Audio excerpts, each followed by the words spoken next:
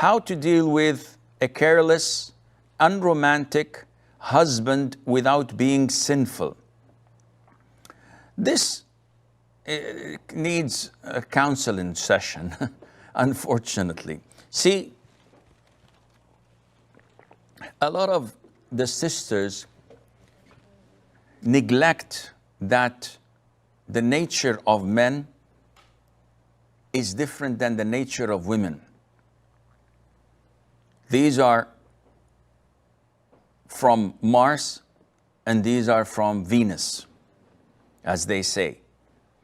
Though they have two arms, two legs, a head, usually a head, hopefully, but they're different in nature. The guys, when they sit together, they speak about everything except their emotions. They speak about cars, real estate, their work, how much they earned, what they bought, what they sold, but never talk about their inner feelings. While women talk about nothing except such relationships.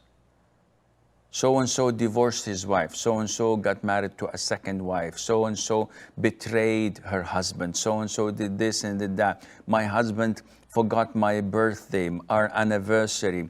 My husband did not know when my first child was born, etc. All of these things, this is how they think.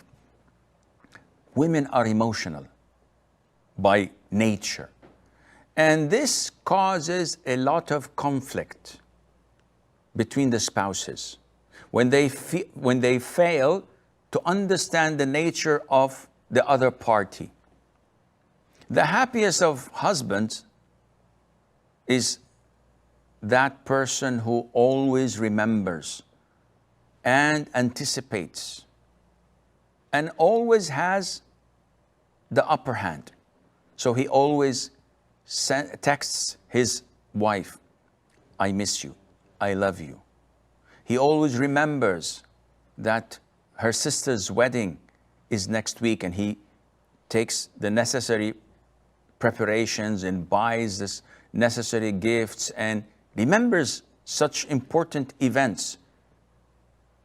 And the best of wives is that wife that overlooks when her husband forgets that they've been married for so long.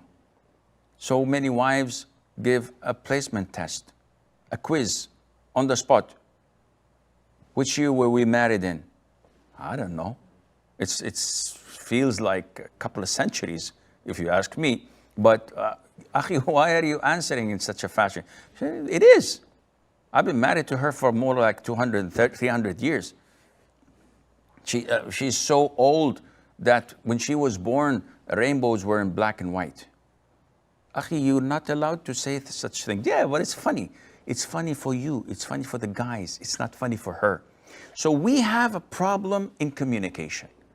Once each party knows how to communicate and how to overlook, and this is an important issue in Islam, known as taghāful, meaning to look the other way. Not every single word that comes out of your wife's mouth you have to interrogate and know the intent behind it. Move on.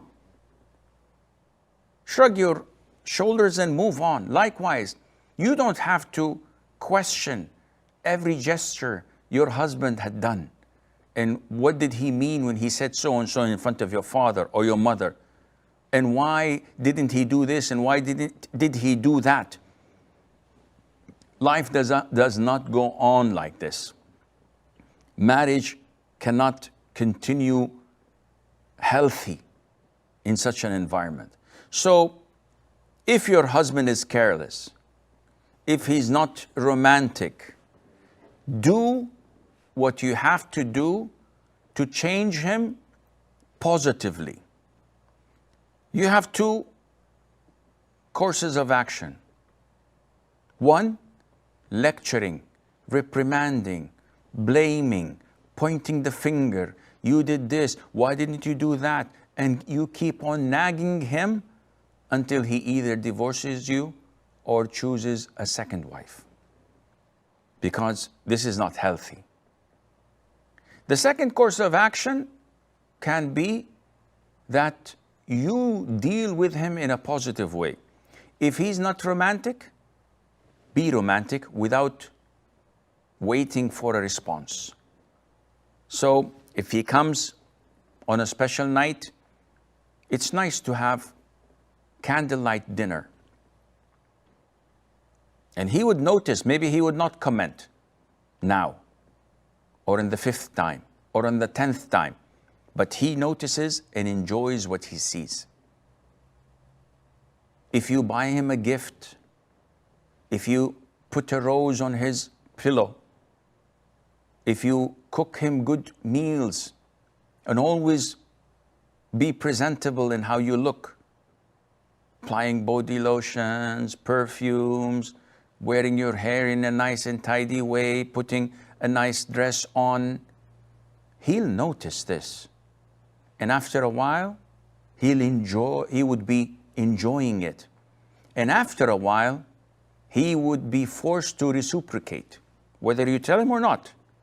But it would always be shameful for him not to brush his teeth, not to comb his hair, not to take a shower before any kind of intimacy, not to wear new clothes, not to be romantic. And soon, inshallah, you'll find that he's texting you, that he's buying you gifts because you initiated the process.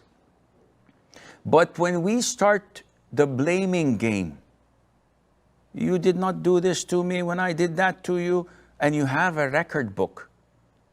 On the 5th of January, I bought you a bottle of perfume. On the 12th of February, I did this and that, before Valentine's Day, because we don't celebrate Valentine. On March, on April, and you have a list of everything you had done. You didn't do anything. A'udhu billah. What kind of a marriage is this? Such interrogation, such nagging is not healthy. And living in depression is not healthy either. When you start to regret, why did I marry this guy? He's so careless, he's unromantic, he is rude, he doesn't know how to use diplomacy and use beautiful words. His jokes always hurt me and insult me. And you live inside of your own shell, depressed. This is not healthy. Not for you, not for the marriage, not for the children. So you have to come out of your shell and you have to look at the bigger picture. You have to try and work on yourself and your lowest self-esteem. You have to think positive of yourself and overlook so many of these trivial issues and do whatever you do for the sake of Allah, seeking the pleasure of Allah, and you will see the difference, insha'Allah azza wa jal.